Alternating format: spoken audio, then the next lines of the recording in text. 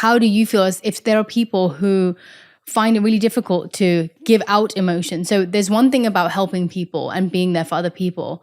But really what I'm asking is like, how does someone become so okay with sharing their heart with other people? So for you, how are you so emotionally available to people? So number one, how can someone who really struggles with sharing their emotions with people, do you have any tips of like, what did you do through your life to do that? Because, you know, do you feel like you came from people who were emotionally available? Like, would you say that your parents were overtly emotionally available? My mom was. Your mom definitely was. Yeah. So a lot of the times you end up taking on their nature. So I feel like you definitely have that from your mom, but maybe, I don't know whether your dad was very emotionally available growing up. Probably but not, yeah. But I think, and that's a very natural thing in our culture for like the parents to be, they'll provide, but they're not necessarily, the dad will provide, but not necessarily saying, I love you all the time. Or like telling you how they feel about things. Yeah. So you don't necessarily grow up with the nature of that.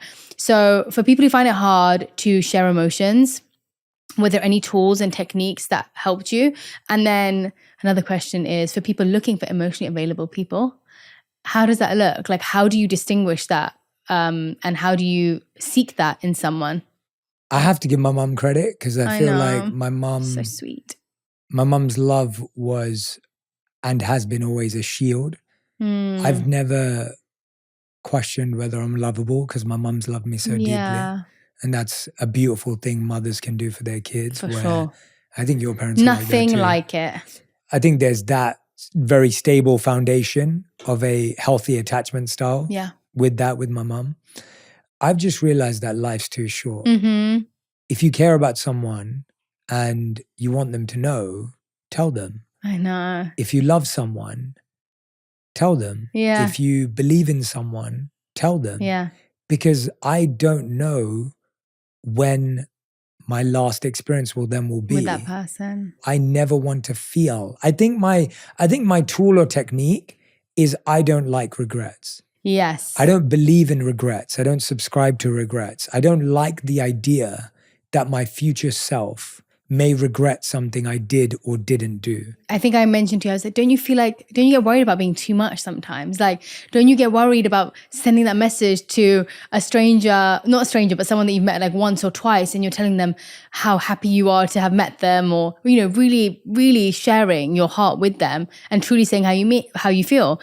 And I remember you saying like, no, I actually don't have any thoughts like that because I'm saying what's truly in my heart. Like I'm just being honest. Yeah. Yeah. Yeah, it's just being honest. And the tool of just like, I have regrets. Obviously we all do. Like there are things I wish I didn't do. There's so many things, of course.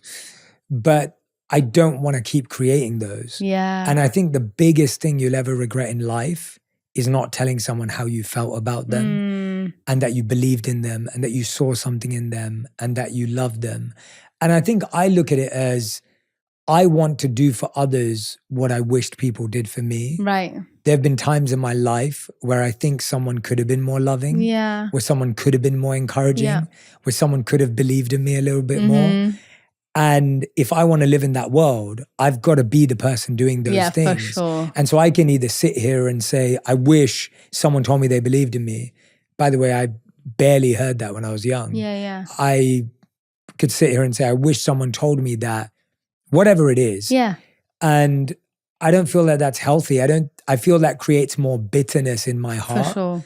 And I don't want to live with resentment and bitterness in my heart. And so in order to make my heart a place that I want to live, I have to create that space myself. Yeah. And so for me, being able to give to others what I never got has made my heart better and helped other people. Yeah. And so I just want to live in a home. It's almost like saying like, if someone comes into your house and messes it up, do you just leave it messy? Yeah. Because you're just mad at it? Or do you clean it up because you want your place to be clean? That's so true. And so if someone came and messed up my mindset or didn't say the right thing, I can either sit here and just sit there and sit in the mess, or I can solve it because I don't want to live in that space. Get your broom out. Yeah, and so get your broom out. So I think that's the first part. I also just wanted to add there that, you know, when you were talking about being expansive in nature, and that's the ability when you're doing the river to the sea,